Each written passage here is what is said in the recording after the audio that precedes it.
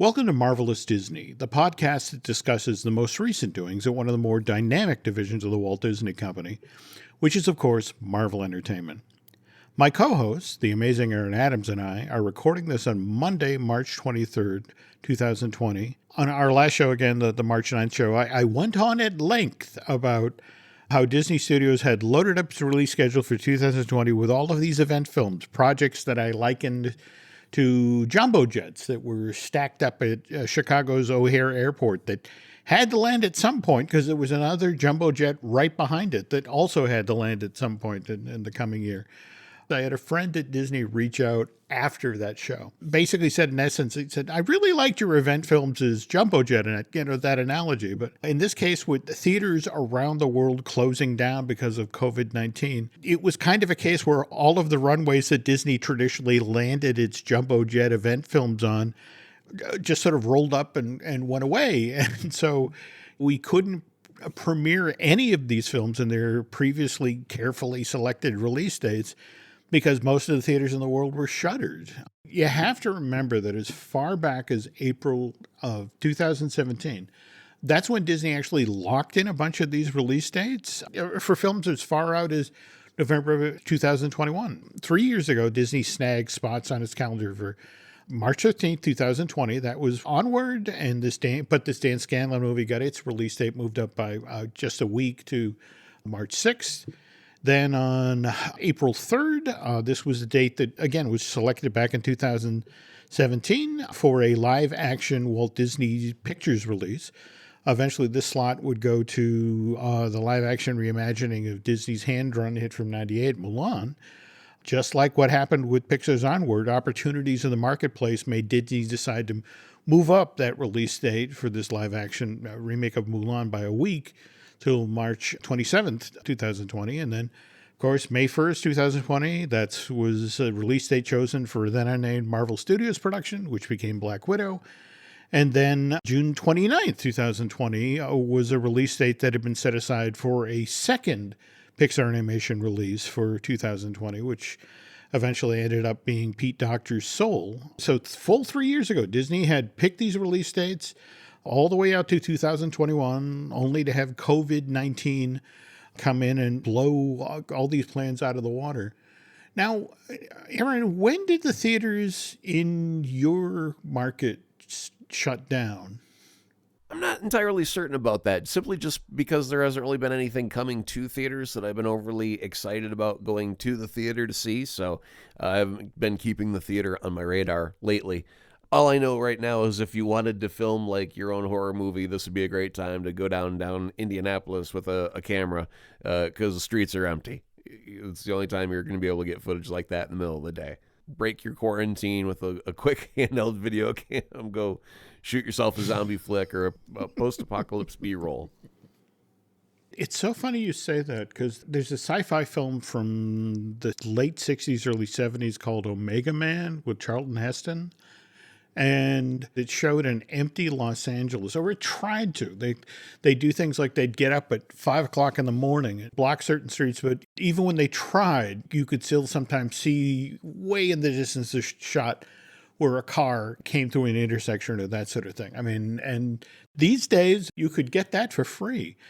The day after we recorded, Tuesday, March 10th, that's when word came out of Prague that Falcon and the Winter Soldier was being shut down due to coronavirus concerns. Okay, so here's one of the quandaries that we find ourselves with our entertainment, because Falcon and the Winter Soldier are shut down and we're not creating new TV shows or new movies right now. And we don't want to move things over to Netflix or Disney Plus right away, because if we do that, when things get better and the movie theaters reopen, if we have released all of our movies online and there's no new movies currently being made, you're actually kind of putting theater businesses out of business for, instead of 1 year, 2 years, or something like that. So in the instance of Falcon and the Winter Soldier, I can kind of see the whole MCU getting pushed back by like 6 months to a year, just like the whole gambit just gets knocked back now 6 months at least. But New Mutants, Disney didn't pay any money for that. Fox had already produced that before Disney had acquired them. So that's like a free movie. They could technically move that over to Disney Plus, couldn't they? New Mutants is supposed to be that Venn diagram between a superhero movie and a horror movie. Not necessarily Disney Plus, but possibly Hulu. That decision hasn't been made at this point. In fact, that there's some argument at this point. It's like, well, look, we have Venom 2 coming out in October, but that opens in early October. It's a superhero horror movie. If we want to actually make some money off of this thing, what they're considering is literally just dump New Mutants the weekend before Halloween. That will give Venom 2 3 weeks at the box office to sell a significant amount of tickets and do a new series of ads that plays up the horror aspect of New Mutant. And you'll get some money from it. I mean, at this point, from a bookkeeping point of view, they've been carrying this film on the books for 2 years. And now we're going to dump it on Hulu? We're not going to attempt to make any real money off of this? Like, come on, guys. Yeah, but new subscribers also translates into money just like ticket sales do, except it's a little bit more direct. So instead of paying, $10 at the theater to go see New Mutants, I might be paying $6 for monthly access to Disney Plus. And if you're a new member to Disney Plus, then you haven't seen Mandalorian yet, probably, and maybe that will keep you around for another month of purchasing, which now, your total that you've paid to Disney is about the equivalent to a theater ticket. So True. If you get new subscribers in, that all translates into money. Mm-hmm. People right now are trapped in their house, starved for content, so why not? Take into account that so many people at Disney right now are working from home. When it comes to the decision-making process for a lot of these films or that sort of thing, there's a lag time that's now built in to the notion of, okay, can everybody make the meeting? And, well, no, I have to feed my kids. Or, I used to think that New Mutants was snake bit. But when you look at what happened with, the folks on Falcon and the Winter Soldier, I mean, remember, this starts shooting in October of last year. And remember how back in January they were supposed to go to Puerto Rico and shoot? And then there was that 6.4 magnitude earthquake on January 7th, and then another 5.9 magnitude earthquake on Saturday, January 11th. And at that point, Falcon and the Winter Soldier was like, I don't know if we're going to Puerto Rico. They flew over to Prague. It was only supposed to be a week-long shoot. They got there on Friday, and the idea was they'd get everything they need. They'd be done by Thursday, March 12th, and then head back to the States. But by Tuesday of that week, the insurance company that Marvel had hired for this limited series was ringing all sorts of alarm bells. It's like their fear at that point was that Anthony Mackie and Sebastian Stan, the two leads of the show, if they were exposed to COVID-19, that would then jeopardize Marvel Studios' ability to deliver the 6 episodes to Disney Plus in time for the previously announced August 20th date. So it's like, okay, that's it. Everybody on planes, and then they flew them all back to Atlanta. And then as this is going on, out of Australia, there suddenly comes word from the set of Shang-Chi and the Legend of the Ten Rings that Destin Daniel Cretton, the gentleman who's directing Marvel's first superhero movie featuring an Asian superhero, he was self-isolating. His wife had just had a baby. Now, mind you, the second unit continues to shoot, but the first unit has to suspend production on Friday, March 13th. And 3 days later, he gets word back that, he doesn't actually have COVID-19. He's tested negative for it. But by that point, Disney's decided to suspend production of all live action productions that the company has in the pipeline at that point. And we're talking the multi-million-dollar live action Little Mermaid that Disney's prepping with Alan Menken and Lin-Manuel Miranda. It was 1 week away from shooting in London when they shut that down. And the one that's really kind of a heartbreaker is Shrunk. This was Josh Gad was going to be playing Wayne Zielinski's son, and they had persuaded Rick Moranis to end his self-imposed retirement. Anything that brings Rick Moranis back into the cinema is just betterment for the entire world, I'd say. Yeah, But this also means Loki and WandaVision shut down. And this has a ripple effect for the, we've talked at length about how supposedly this carefully constructed schedule where movies would be released that would then serve as the stepping off point to limited series, and likewise characters that were introduced in limited series would show up in movies. And shutting down film is sometimes almost as expensive, if not more so, than actual production. I mean, for example, I was told by somebody at the studio that every day that Shang-Chi is not in production in Australia,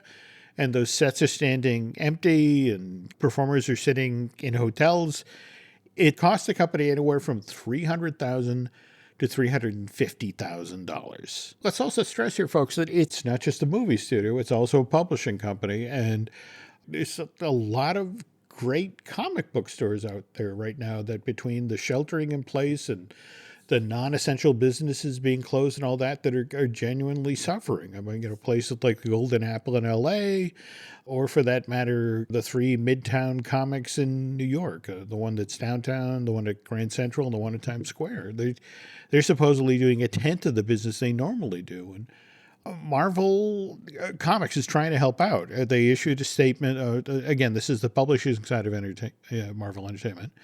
As we all encounter new and uncertain challenges in response to COVID-19 and take extraordinary measures to prioritize the safety and well-being of everyone in the industry and beyond, our thoughts are with you, your loved ones, and the community. We have spoken with many of you about the economic impact to your stores from this situation, and we are here to help.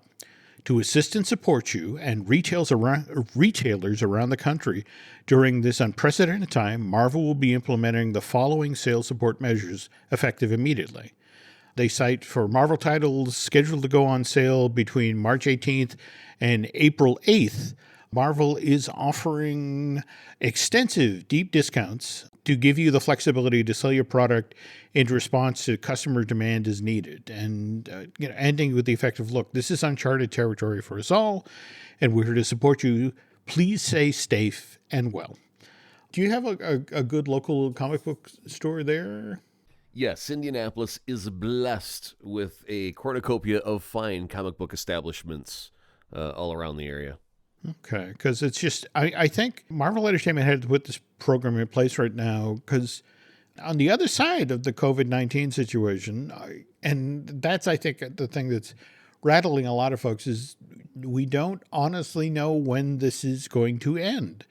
Depending on which government official you're listening to, it could end in early April, mid-May, the first week of June, or as far off as July and August. That last bleak prediction actually came from President Trump himself during a White House briefing on Monday, March 16th. This was also during the presentation where he stood on stage with 16 people and suggested that all Americans avoid gatherings of 10 or more people. But it's not all bad news, folks. China, just this week, is emerging from its 2-month-long lockdown. And as part of that country's return to normalcy, some 400 movie theaters in China have literally just reopened. They're doing some stunt film programming. For example, there's a 3D version of Harry Potter and the Sorcerer's Stone that's being sent out in the Chinese theaters with the hope that here's something familiar, something you love, but it's in 3D. Well, let's see if that'll get you back into the habit of seeing things on the big screen. On the other hand, Disney and Marvel are proposing you start off with the original Avengers, which, by the way, 2 hours and 23 minutes long. You then move to Avengers Infinity Wars, which was 2 hours and 40 minutes long. And you wrap up this cinematic event with a screening of Avengers Endgame, which was 3 hours and 2 minutes long. So that's just over 8 solid hours of film. Now, don't get me wrong.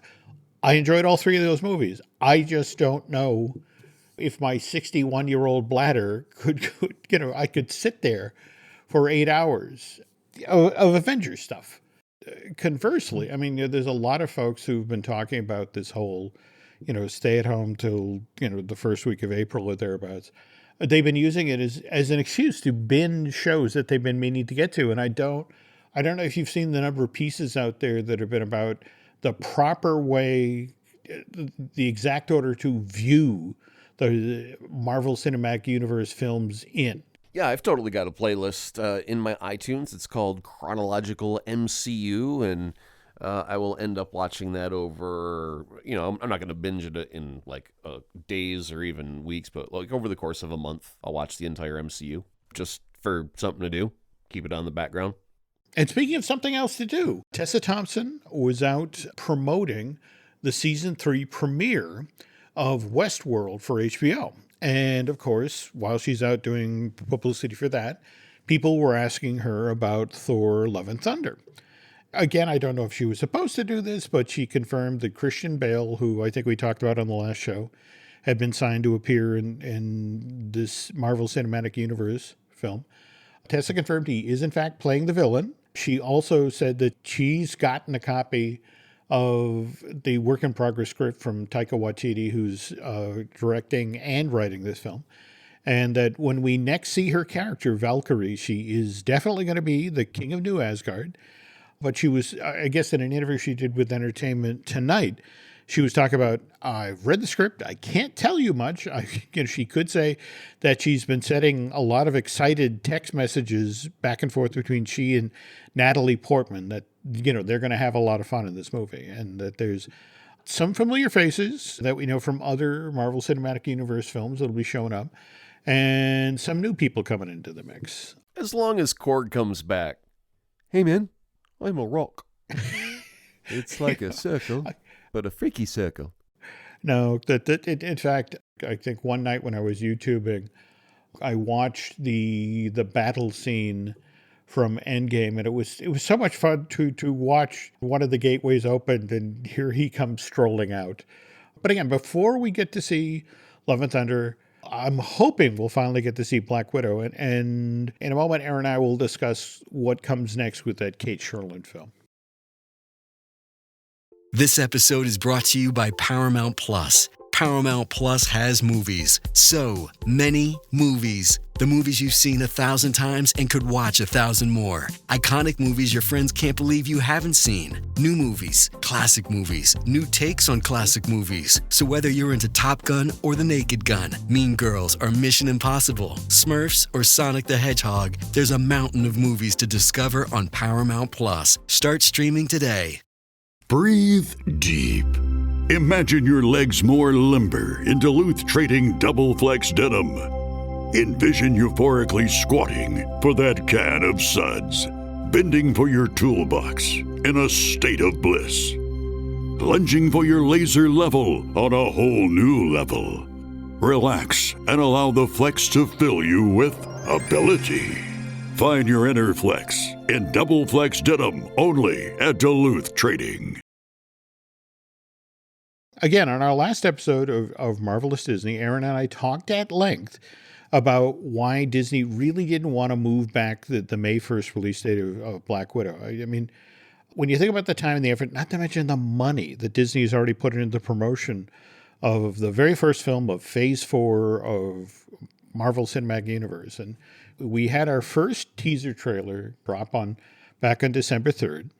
Then we got our first really for real Black Widow trailer that dropped back on January 14th.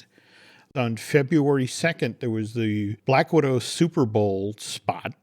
The final trailer for the film dropped on the 9th, and only to have the plug get pulled for the release on March 17th. And these are known in the industry as the P&A costs, the prints and advertising costs. And when you're launching an event film like Black Widow, they can be astronomical. I mean, Deadline, for example, estimated the promotional expenditures, what Disney spent on launching Avengers Endgame last year, easily eclipsed $200 million, with $100 million of that being spent domestically, and then an additional $100 million being spent to market this tentpole overseas. Similarly, in 2018, Disney reportedly spent $150 million worldwide on the marketing of Infinity Wars. 2017, Columbia Pictures spent $140 million on the marketing of Spider-Man Homecoming, but that was a relaunch of a film franchise that the studio was really counting on.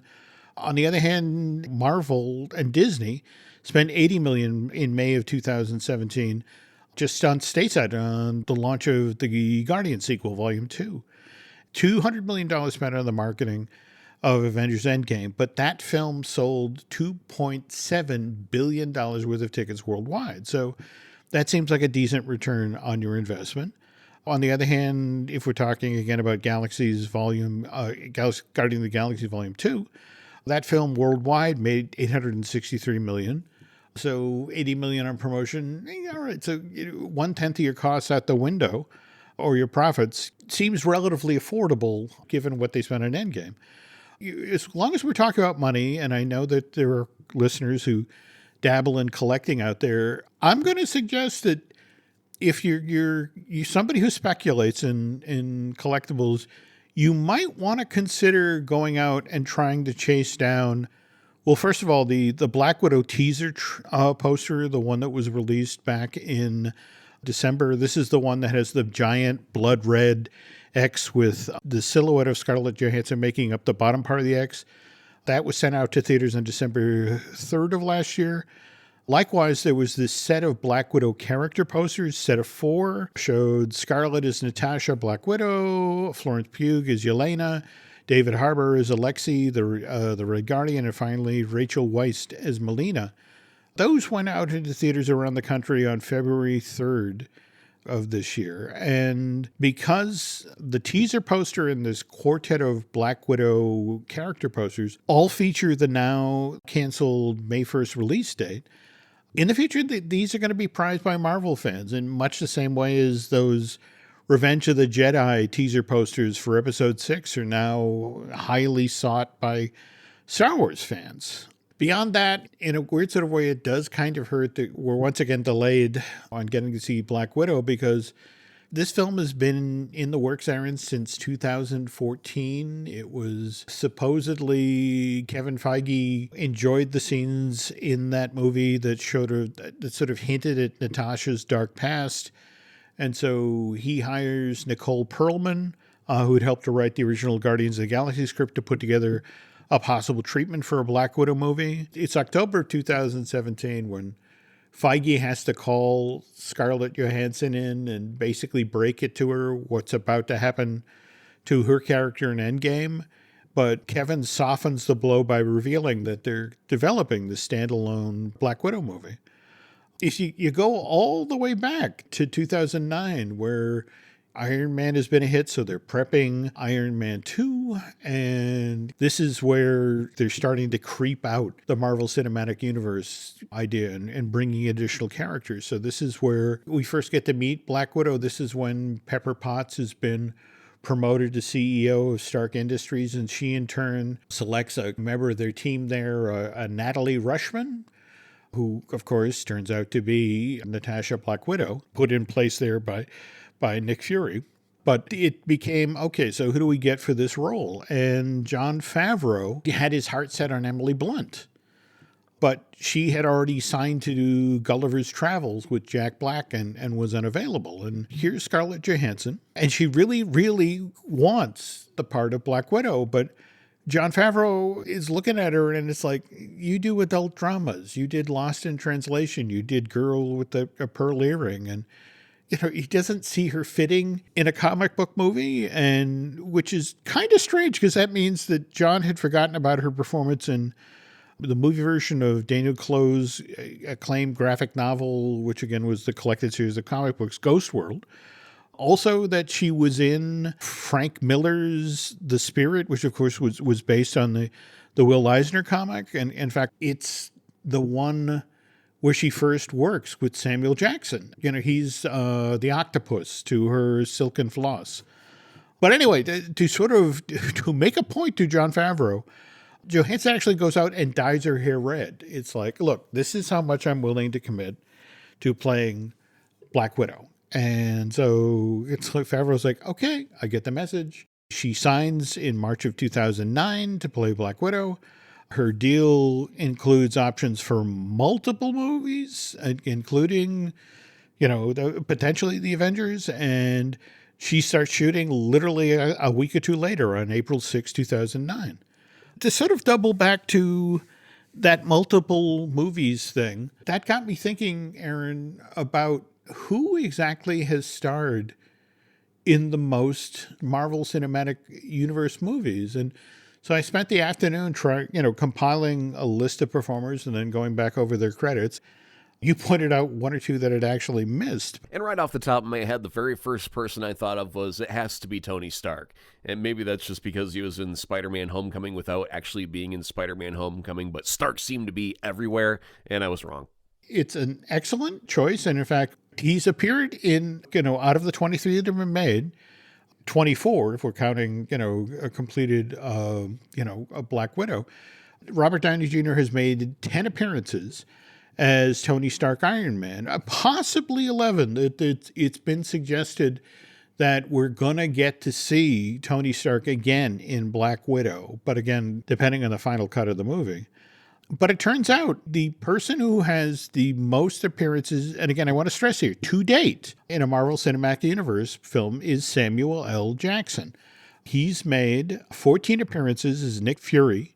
Now, mind you, you have to count his cameo appearances and his uncredited cameos. I mean, for example, he just shows up at the tail end of the original Iron Man. He's the surprise, so to speak. We also have to count as part of this him appearing in Spider-Man Far From Home, which again isn't necessarily a Marvel Studios film. It's a Columbia Pictures film, but it's still considered part of the extended Marvel Cinematic Universe. And also, you reminded me just before we get started here tonight that we forgot about, or I forgot about, his 2 appearances on ABC's Agents of S.H.I.E.L.D. show. That was back in the day when it looked like they were actually living up to their promise of folks from the movies would appear on the TV show. He was in the second episode of season 1, and then the last episode of season 1, the beginning of the end. What's interesting is Scarlett has only appeared in 9 films, if we count Black Widow, as Natalie Rushman, Natasha Romanoff, Black Widow. But then Chris Evans has made 11 appearances as Captain America, but again, you have to count all of his cameos and his uncredited cameos. I particularly love the one in Spider-Man Homecoming where they're showing his stuff to the people in detention. The teacher makes some comment to the effect of, I'm not even sure if this guy at this point is a war criminal, but here, watch this. My favorite Cap cameo is when he's in Thor Dark World. It's Loki playing Cap. So I guess in essence, it's Chris Evans has to imagine how Tom Hiddleston would play Loki playing Cap, which it's got to be pretty interesting as an actor to be able to have a moment like that where you have to, have that twist to it of someone else portraying you. It's kind of cool. No doubt. No. You're absolutely right. Speaking of Chris Hemsworth, he's made 8 appearances to date in the Marvel Cinematic Universe. Thor: Love and Thunder will be 9. And then we start to move down into, Sebastian Stan. He's played Bucky Barnes, the Winter Soldier, in 7 Marvel Cinematic Universe movies. But now we have Falcon and the Winter Soldier, which in theory, if the planets align, will get on Disney Plus in August of this year. And then we have Don Cheadle, who's made 8 appearances as Rhodey War Machine. But that's not counting, of course, Terrence Howard, who made the initial appearance as Rhodey in the very first Iron Man film back in 2008. And all right, hold up now. Are we doing by actor or by character? Because there's a difference in the numbers then. If we're talking character, yes, Rhodey has appeared 8 times. If we're talking actor, Don Cheadle has appeared 7 and Terrence Howard has appeared the once. But I wanted your input on that. What is your thinking here? No, you entirely have to go by character, not by actor, because that way you then include the Incredible Hulk as part of the MCU, which is a necessary thing. And it's got to be by character. But again, you bring me to the other reason why I didn't necessarily include the Hulk, because do we then go all the way back to that Hulk movie in 2001? No, you don't, because that's not technically part of the MCU at all. Incredible Hulk is, because they have the Stark vehicles with the Stark weaponry that attack the Hulk in that one scene. And then also, afterwards, when you get to Captain America, they actually do a callback to the Incredible Hulk by using the same super soldier serum. I don't know if it was like a syringe or something like that, but yeah, they call back to it after the fact. So yeah, it's part of the MCU. Okay. Now, I get that. Okay, and as long as I'm throwing you problems, let's discuss, Jon Favreau as Happy Hogan.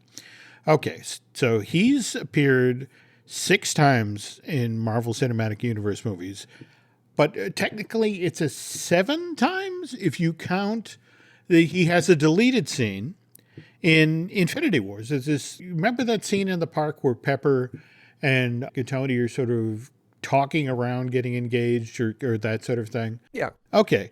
There's a moment where Happy actually rolls up in a golf cart and basically he starts yelling at both Stark and Potts because I'm the one who has to deal with the paparazzi. I'm the one who has to, I'm the one who has to go to court now because, I rammed into a truck, with TMZ, and you have to stop doing this. And then the scene ends because he sees a guy in a bush nearby with a giant camera lens, and it's like, hey, stop taking that picture.